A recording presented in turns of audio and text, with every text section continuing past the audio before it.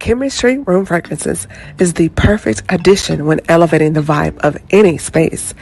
Whether if it's your home, car, or office, and something needs a quick refresh, our room fragrances provide that beautiful burst of fragrance with just one quick mist. Shop now at www.chemistryroomfragrances.com and be sure to follow us on Instagram at Chemistry Room Fragrances. Chemistry Room Fragrances. Smells so good.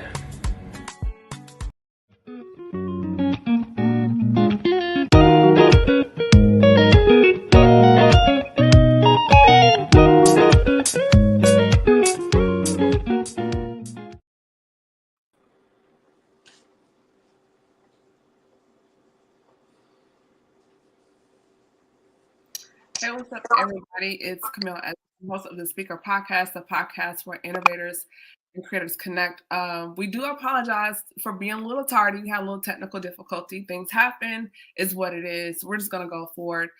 Before we get anything started, I do want to dedicate tonight's episode to one of my best friends. You may have known him. He was one of the previous co-host guests here with the Speaker Podcast and also on Mike and Mimosas.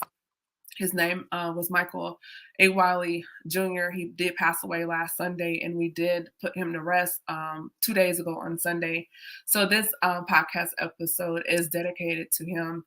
He was a phenomenal entrepreneur, brother, friend, a creative person. He also was one of the persons that poured into me as far as branding and strategy with my other brand, Chemistry Room Fragrances.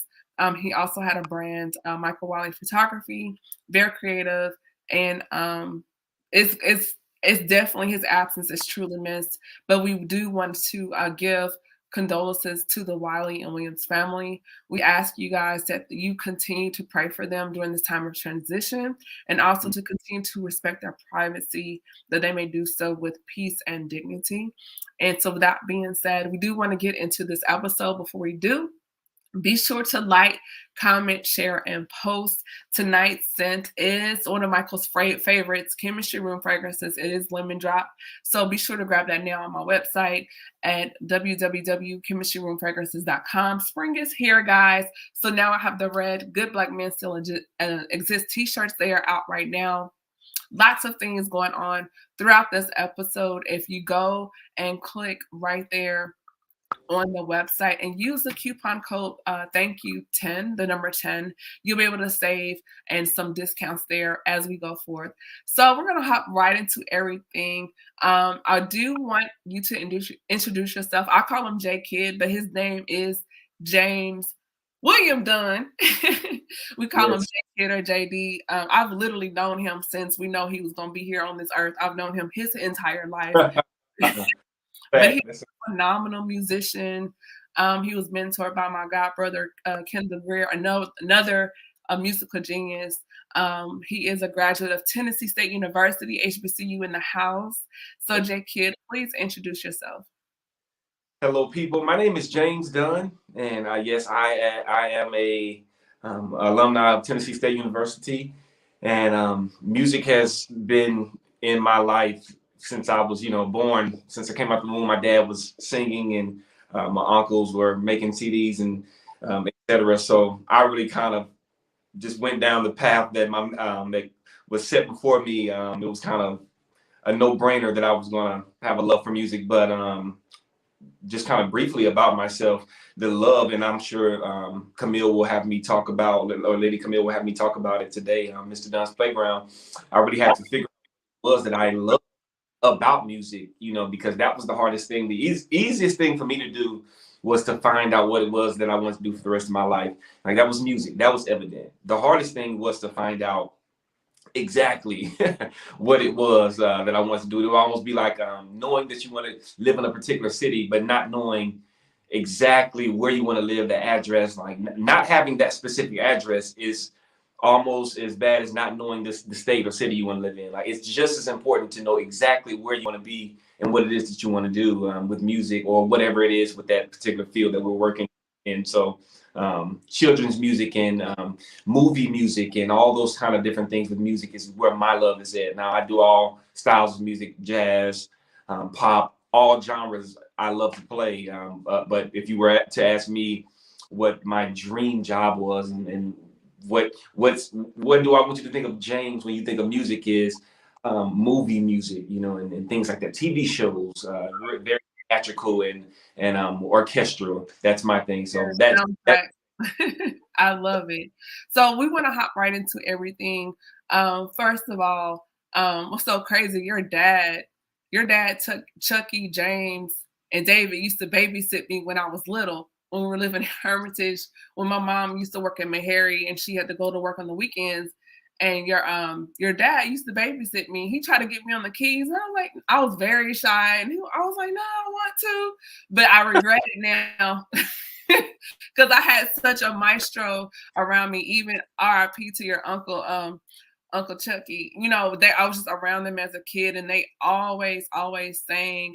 He would always say, "Hey, Rudy." Well, he would call everybody Rudy, but he was just such a great influence, inspiration in my life as a kid, which I'm sure you growing up coming from in the gospel church world, a musical legacy, with your cousins, the Dunnettes growing up, and Destiny and Karen, not can sing, y'all can sing. Y'all can sing. And it's Especially that. yeah. And so just to grow into your own. And in the lane of the speaker podcast, we do talk about, the journeys of entrepreneurs and creators, also in the lane of mental health. So when I found out you were getting into education and music, I was like, what, J-Kid, really? So what really inspired you to go into that route of music education? Well, the initial reason, to be honest, was to secure a financial path through music. It was like that was policy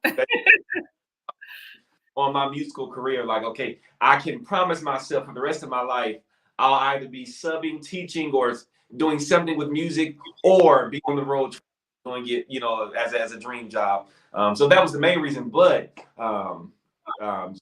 subsequently, and the subsidiary reasons for me getting into music education were just to be able to express and break down music the theoretical way, but with my own spin on it. It's just something that I've always, wanted to be able to do, and to be licensed to be able to do it. Just it's not for me. I'm not about throwing around degrees in people's faces or anything like that. But for me, as a Black man, it's very, very important for me to, when I walk in and teach something somewhere, for people to understand, okay, yes, he's teaching, but he also understands everything that's going on with music, all the the X's and O's. So that was another influencer on it. I want to be very well-rounded in anything I teach, and not just teaching off of experience, teaching off of a system and things that came and succeed me, and came before me. That's great. It's great. And then you touched on, being a Black man. And I've also had someone else on before, a friend of mine, Dr. Kevin McKenzie. And we had a conversation about the impact of Black men in the classroom. So J-Kid or James, from your perspective, how do you feel or perceive like the importance of representation of Black men in the classroom and that impact? I take it.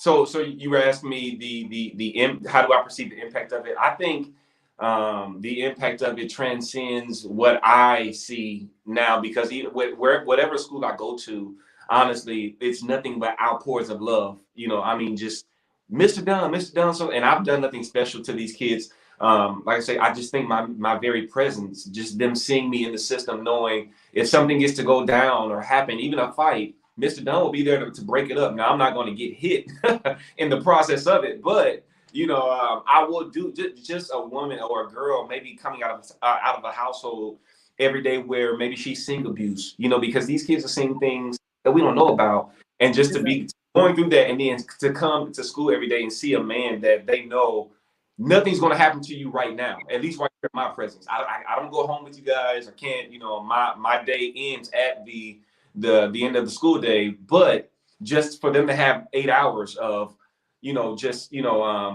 awareness and knowing that, I'm safe, and I'm secure from things that are, can harm me, and I have somebody stable around me. Just them having that, I can see it in their eyes that it's very beneficial. Yeah. So do you feel like the kids can connect to you more because you are closer to their age group versus someone that's been teaching longer and maybe Oh older yeah, in the oh yeah. communication? What is that like? Oh, the teachers. If some of the teachers watching right now, I'm sure some of the teachers, because some of the teachers said they were joking in the room today, saying, "Did you see that James was going to be doing an interview?" And they were joking or whatever. They're a lot older than me. However, they were saying, what did they say? Ah, ah, ah. I was saying if they were going to be watching, they would admit now, the kids love me significantly more than they love them. Like the kids, when I come in, I'm telling you, like, and I'm telling you guys, like, Mr. Yeah. Dunn loves children, but I am strict. Like, I'm cut from the, yes, oh yes, I'm like, hey guys, You come don't in. play? J Kid does not play in the classroom, huh? I do not play around, and they, I mean, they love me seriously. So I don't know why, but the teachers will tell you they love Miss Dunn. So, but I'm saying, but I definitely feel like my age and everything influences because there will come a day when I'm the 57 or 60-year-old teacher, and they're loving the younger, So I feel Which like has age. to be a while, but just in the communication, because some kids may be more comfortable to open up and talk to you than they would, because they feel like, oh, he understands, he gets us. It's more relatable. And because if you are stricter, as you say, they're probably not so quick to be able to get away with some stuff because you know what's going on. You're more closer to the culture and the language and the slang and things like that that maybe the older teachers don't get. Yeah. Yeah, they definitely. They'll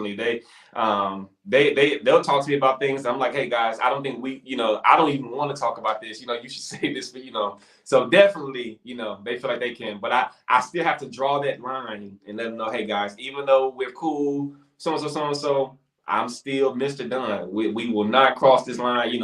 So it's thin That's line. good. Yeah. So how do you connect with troubled students? Like what were you like, or do you see yourself and other students that may have struggled through school and what was This is funny. This is funny. And if my mom is watching, she'll probably laugh at this. They used to always tell me, always that eventually, whatever you do when you're a kid, you are going to see it as you get older. You're going to be faced with it. I'm telling you, when I was in school, I was never disrespectful. I would never talk back. But I had already had my own visions and dreams for life, and I wanted to talk to my friends about this stuff. I couldn't wait. So I would be talking the entire class, doing my own thing. Teacher had to tell me 5, 6 times to stop talking. I'm back on my vision or whatever I was talking about. Maybe not a vision, just something that I want to do after school or whatever that day. But that was my problem in school. And now it's like today, I'm talking to these kids like, hey, why don't you get it? And I'll be like, Jay, come on, man. You are that same kid. Don't get it twisted now, Jay. I have to remind myself, don't get it twisted. You're that same kid. So I give them grace. That's good. So when you were going through that period, do you remember a difficult time where you felt like, I don't know what I'm doing, where I'm going, maybe in identity as far as what you wanted to do when you got older, or like how did you navigate that troubled space in your life as a teen? Man, I say honestly, I didn't figure it. I didn't really figure it out until maybe 21.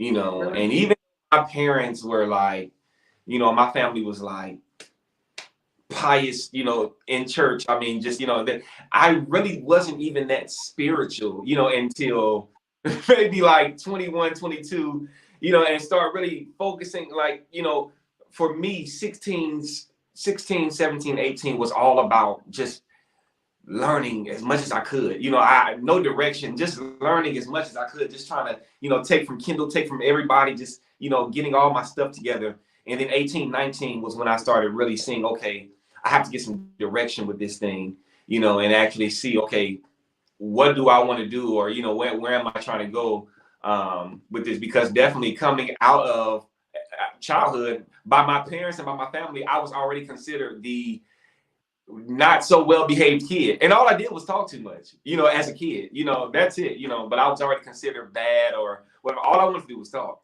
so definitely making that transition and developing even a new reputation for myself was a transition that people don't even know about. It's a transition for yourself, just being the one that's known as this when really it's like, no, I'm not like this. This is just the way school is measuring me because this is their system. So this is the way that, and that's fine. But, you know, that's the way I view So it, you know. going through that phase, and right now, because you're still in your early 20s, what do you say to maybe parents or even young people that are kind of navigating that space with their teen where there may be some bumps in the communication or behavior, or maybe the child may be experiencing things and they're not in a space to talk about it? Like, what do you say, particularly to young Black men navigating these spaces? Like, what advice do you have to them and to parents as they get through this rough patch, being the kid and then the parent? Yeah, I would say honestly, if I could go back to my 17-year-old self, and man, my parents did a great job with me, you know, but if I could have did it the way that I want, of course, you know, like the ideal situation, you know, parents definitely allow your children to choose and pick what they want to do freely. But more importantly, before we even get to that point, we have to starting our children younger, you know, and get them invested in things to where they're not figuring things out by the time they're 15, 16, 17. Now, there's nothing wrong with getting to that point where you have to figure things out. But I hope as parents and as a generation, and that's even as later, I'm sure we'll talk about Mr. Dunn's Playground. That's something that show is kind of based all upon getting people to realize this. I'm glad that we get on this point, because this kind of opens up a whole nother conversation that's still on this point. But in all seriousness, that's the problem right there. The fact that we're figuring things out at 15, 16, 17. By then, if you don't have something picked by then, it's never too late for anything. We can start. I know people who start things at 70 and become successful at them. That's not a problem.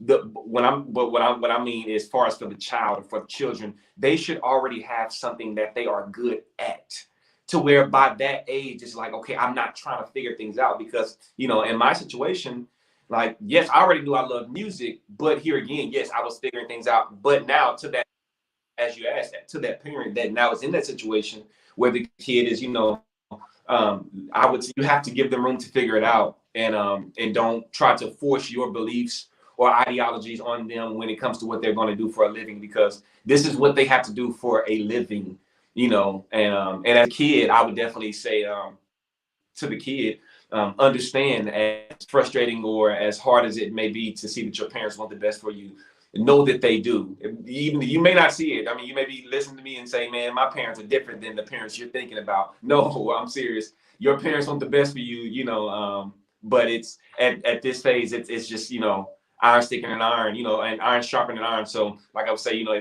for the kid, don't get lost. Don't let this friction stage and that stage where like that 16, 17, 18, don't let that phase drive the creativity out of you, because it can. You know, if I hadn't got away from my dad at certain points, I would have stopped doing music. You know, you know, all serious. He knows that. I love my dad, you know, but if I hadn't took separation from people at certain points within my own family, you know, I would have stopped doing music, you know. So don't let that period stop you and stop the creativity. Yeah. I'll say that. I think it also comes with exposure early to various things, because it's just like you try different things, but exposure comes early. So with that being said, Jackie, do you feel like music saved your life?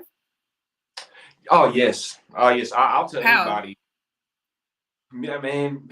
I remember, because you gotta remember, when I went to college, I went through a phase where I was, you know, partying, having a good time almost every other day, and it was times, you know, when it kind of got bad for a minute, for me, because I was, you know, the child that had been, you know, sheltered. So I wanted to do everything, you know, I wanted to try, you know. So, however, even at its worst, I remember, and I talked about this on a video last year or 2 years ago.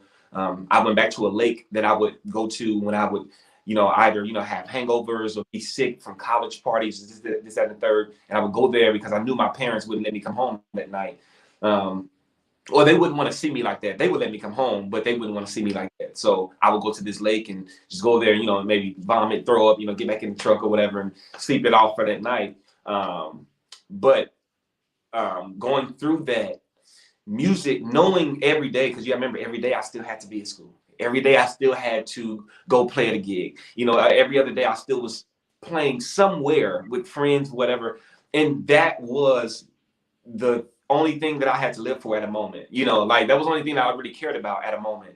You know, so yes, if I hadn't had music at a certain point, I definitely say, I probably would have let go of life, at certain points. And that's not a healthy statement, to say just happily. Now, I'm glad to be able to say that looking back on it. That's not something that I would say a kid should grow up and want to be able to say that one day. No, you never have a moment where because that's gone, you don't want to be here. But I'm glad I made it through those moments. But I definitely would say if it had not been for music, not only did music save my life, if it hadn't been for it, you probably wouldn't see me here talking today. Wow. And I Oh, totally understand, because your grandfather was my pastor for many years. What's shout out to Bishop William Johnson. But it was just like, I joined the Navy. And I'm still fight you for my hat. I didn't forget. But I was going to wear it. I'm just teasing. You can keep it.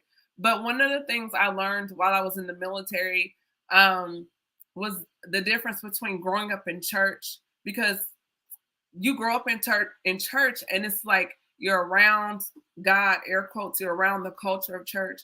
But then, J-Kid, there was a difference when I had to learn relationship for myself, because I feel like a lot of times I was taught rules, or I was taught the culture of church. I was taught the religious side of church, but I didn't learn the spirituality of church. I didn't learn a lot of life application. And so when I went to the military and got deployed, that's where I feel like I was reintroduced to God for myself on a global level, because of where I was in the military and the things I was experiencing while I was there. And it's different when it's you and God by yourself out there, away from friends, away from your past, away from your family. And yes, I always knew how to pray, but it really shifted my spiritual maturity, seeing God from a global level, seeing God's people globally from that aspect, and just experiencing his presence in different parts of the earth naturally, and so it really changed my relationship and matured me in another way I never thought I would experience. My prayer life strengthened in other areas. Things that I had been taught years before now became like, oh, I remember this is what I need to do in this situation. So I definitely get that. Even in college, when I was in college, God was not my priority. I was, straight out of church girl, culture shock, because you're kind of like in this bubble when you grow up in church, especially for you and I being PKs. There's just a whole nother dimension to life that you're not aware of. And so some things that your parents tell you, you're like, but then when you see it, you're like, oh, and doing the sorority life, and I partied and did all that too. But at the end of the day, it's just full circle. You always end back up at God. And so just sharing and hearing your story and your journey, particularly for young people, I think is very important, because it is important to be transparent. I think a lot of people in church, they kind of get amnesia and they put on this mask and they don't want to talk about the realities of the ups and downs. Even after you give your life to Christ, you still have bumps and bruises along the way. You may not always get it right, but it doesn't mean just throw the whole person away. And I think that's where God's love and grace comes in, because even when we've made mistakes, we've messed up and not always got it right, he's always been right there to welcome us back, or to forgive us and to make us whole and restore us. And so to hear your story from a youth perspective, I think is very important, and that you continue to share it, because I think your story and your journey is very powerful, particularly for young Black men to see, despite whatever has happened, you're still able to recover from life and to move forward. So that's one of the reasons why I wanted to have you here, to kind of share pieces of that so they can know that for themselves. Yeah. That's I believe William Shakespeare said, it's this book, he said, nothing or anything is good or bad, but thinking makes it so. So a lot of things that very true. So going on. Oh no, I'm listening. No, I'm sorry. I think we had like a little delay. I'm sorry. Oh no, go ahead. You got it. No, I was just saying, I think that's a really good point as far as what you were saying. And then going on into the next section of our conversation, as far as what really gave you the idea for Mr. Dunn's Neighborhood? Because I know growing up, I watched Mr. Rogers. I absolutely loved him. And one of the things that grabbed me, or why I gravitated to Mr. Rogers as a kid, as an early child, in my early childhood, I fell in love with jazz. And so I would watch the show because I liked the music. And so that was one of the first times I really heard jazz music, was watching it. And then here you are doing the show. So what really inspired you, J Kid, to do the show? Well, I've always been, since childhood, a huge Barney and Mr. Rogers, Sesame Street. I've been a fan of all of those. And as I was saying when I was introducing myself, the biggest thing, I feel like the hardest thing for the easiest thing I've ever decided was that I was going to do music. The hardest thing I've ever decided was what I was going to do within music. That's, again, going to the specifics. That's hard. And I would just always, Camille, I could be walking down the street and a song would just come to me, and because I play piano, when a song comes to me, it comes to me with the piano part already played out. I can already envision it. So it's like by the time I get home, it's just a formality now of me playing and singing the song. The song is already made, but I could, that would kind of happen to me, that process since childhood, since I was maybe 8, 9, 10. So all that to say, as I, kept aging, I tried the CD thing. I tried the, playing for different artists. And don't get me wrong, I still love doing that stuff. I'll still make CDs or play for artists. I still love that. I love all aspects of music. But when it comes to what makes me happy, it's all really connected to our childhood. And I believe that's really kind of what we all are. We all are doing something that kind of connects back to our childhood, in some type of way. And that's really where it all stems from. So, of course, with today being 2022, like we are literally in the future. Like we are in. If you had to ask me, give you an example of the future, 2022 would be the quintessential year that I would say, like, that's the future. We are, now that we're here, it's like now we have to recreate those moments. I want to recreate that moment, that Barney moment for children, but it has to be based off. Because that was fine for that day. So now advancing it and and putting my own spin on it, that's where everything is. So it's a couple of angles, but I know exactly where. I love when people ask me that question, where did I get the idea? Because I'm so detailed about how it happened that I can tell us. What is the show about? So what exactly is your show about? So again, so we're taking social issues. Now the show is about educating children about music and getting them to understand chords and everything about music. However, there are social and common everyday dialogue issues that children go through, maybe like even having a problem on a math test. And everything, again, is going back to social skills. Hey, what are you doing about it? So versus it being education, like, hey, 2 + 2 is 5, 2 + 2 is 4, 7 + 7 is 4, 7 + 7 is 14, whatever the equation is, versus being that and talking about the Pythagorean theorem, the education more in what to do for the doing. So it's like we're not more so worried about teaching children math. We're teaching you what to do if you have a math test. Study for it. Don't wait till the last minute. So it's like you have different kinds of education. You have education where it's teaching the theory of something, the history of something, so here we're teaching more of these social skills of everything, how to deal with it, putting out a show and putting out your dream on the line and not getting the support that maybe you feel like you need, or getting it. What do you do in both of those moments? I've had moments where I felt I've had a lot of support and felt so like unworthy of it, to where it's like I'm still nervous and anxious. And then I've had moments where I didn't get a lot of support and I was anxious and nervous, like, am I a failure?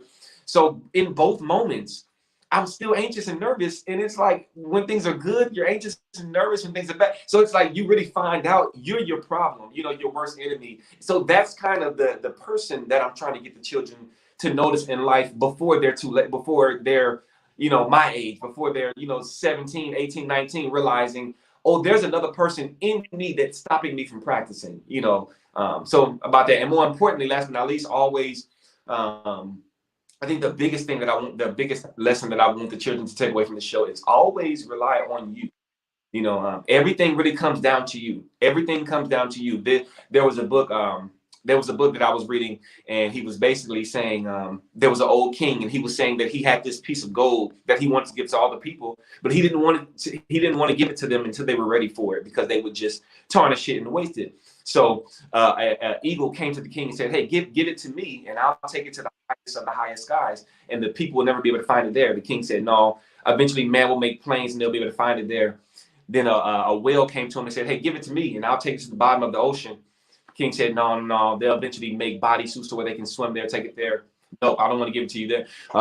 Then they say a buffalo came to him and said, "Hey, give it to me. I'll take it to the wild plains. They'll be too scared to come there." He said, "No, the men eventually call bodysuits to where they can be protected out there and come out and get it." But then lastly, a blind mole came to him and said, "Hey, well, why don't you give it to me, and I'll put it inside of them, and they'll never look there." And the king said, "It is done. I'll put it there." And that when I read that, I started crying on the spot. I was reading the book. I started crying instantly, just because it's like everything that we want and everything that we really want to accomplish is really already inside of us. The fact that we even have the thought to accomplish it already shows you there's a way to get it done.